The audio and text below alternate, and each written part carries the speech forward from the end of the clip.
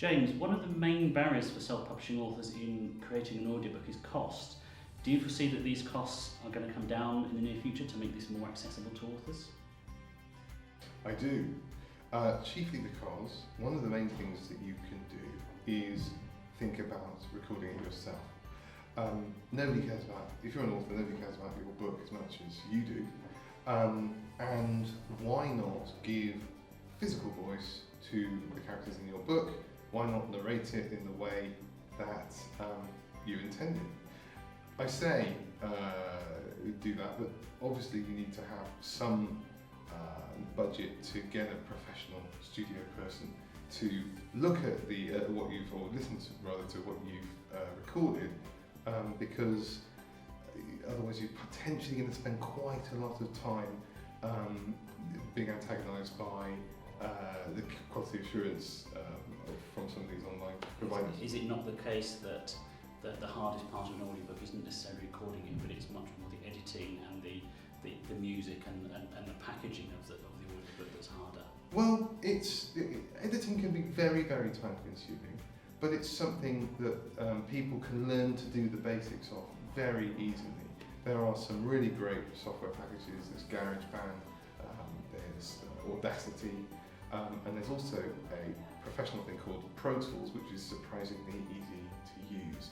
So yeah, for sure, people can start to do that, which will have the effect, if you can learn to do some of the basic stuff yourself and just save your budget for when it's really needed with the quality assurance of your files, or dealing with the companies that are going to eventually put your audio book on the market. That's a much better use of your time and your money, and therefore the costs will go down. Do you think that audiobooks will become a more dominant format in today's increasingly digital society? Yes, just because they're easier. So you don't have to cart round a Ghetto Blaster or a tape deck if you want to listen to audio spoken word anymore. You've got a smartphone, it can have comfortably usually 30-40 hours, and people spend a lot more time commuting or travelling. It's no coincidence that the biggest markets for audiobooks currently are the US and Germany. Amazon have, through Audible, have production offices in Germany and America and in the UK, because we're the three biggest markets globally for audiobooks. So some commentators believe that is because people in those cultures commonly spend a lot of time travelling on freeways or motorways or autobahns, or on trains getting to and from work. There's a lot more time and it's a lot easier.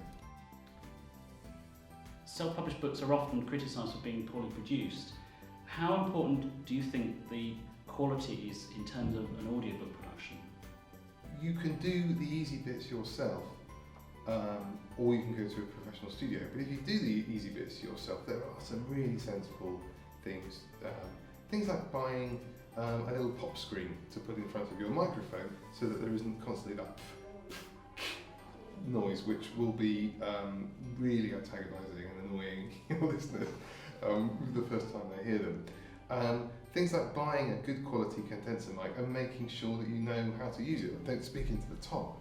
Work out what a little bit in the middle is and speak directly into that. The technique will go an awful long way, and then learning the basics of editing will exactly right. Of course, in my view, there's no substitute from going to a proper studio, because then you don't have to bother. You can just, if you're recording your audiobook yourself, or better still, if you're producing somebody else and you're just listening to it, if your pockets are very deep, go professional. But there are no barriers to entry anymore. James, thank you very much.